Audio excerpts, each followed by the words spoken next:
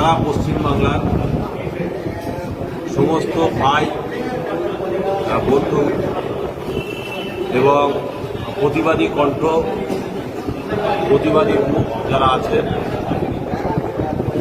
ন্যায় সত্যের জন্য আবু সিদ্দিক খান সহ আরও যে সমস্ত ভাইয়েরা আন্দোলন প্রতিবাদ করার স্বার্থে তারা রাস্তায় নেমেছিল, প্রতিবাদ করতেন এবং বিভিন্ন বিষয় নিয়ে কথা বলতেন। আবু সিদ্দিক খান, ইসরাত আলম এবং পোষণ মণ্ডল সহ আরও যে সমস্ত ভাইদেরকে পুলিশ নির্মমভাবে থানার মধ্যে মারতে মারতে অনেককে মেরে ফেলেছে, অনেককে থানার মারার ফলে হসপিটালে যে মারা গেছে, অনেককে কাস্টডির মধ্যেই মেরে দেওয়া হয়েছে। তো এর প্রতিবাদে ইন্ডিয়ান সেকুলার ফ্রন্ট আগামী 7 তারিখ অর্থাৎ বুধবার শিয়ালদা থেকে একটা মহা মিছিলের ডাক দিয়েছেন। এই বৃহৎ মহা মিছিলে আইএসএফ এর কর্মী সমর্থক সহ প্রতিটা প্রতিবাদী কণ্ঠ, প্রতিটা বর্ণের, প্রতিটা ধর্মের, প্রতিটা লেভেলের মানুষকে আহ্বান করছি, আপনারা ঠিক বেলা 1টার সময়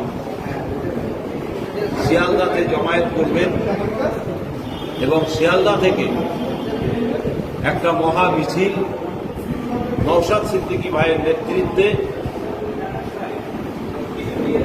ধর্মতলা পর্যন্ত যাবে এবং ধর্মতলায় যেই শেষ হবে।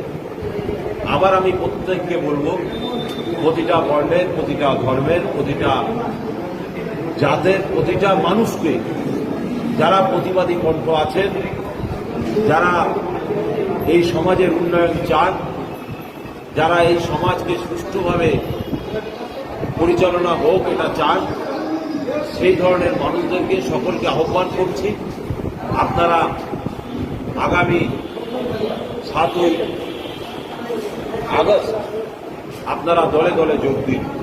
7ই আগস্ট দলে দলে যোগ দিন।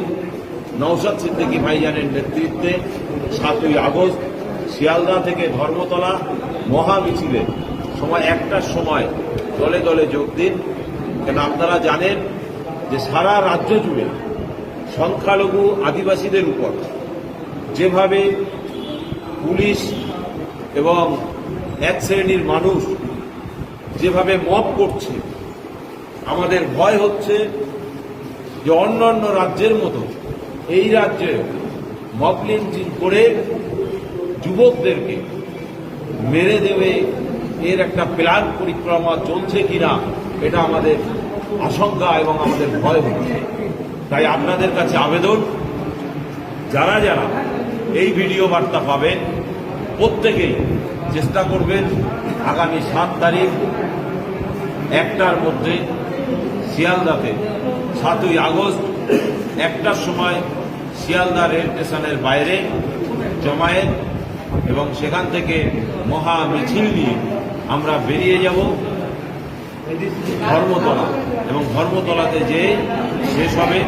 আশা করছি সকলেই আমাদের এই ভিডিও বার্তা বেশি বেশি করে বৃহৎ প্রচারের স্বার্থে আপনারা ছড়িয়ে দেবেন।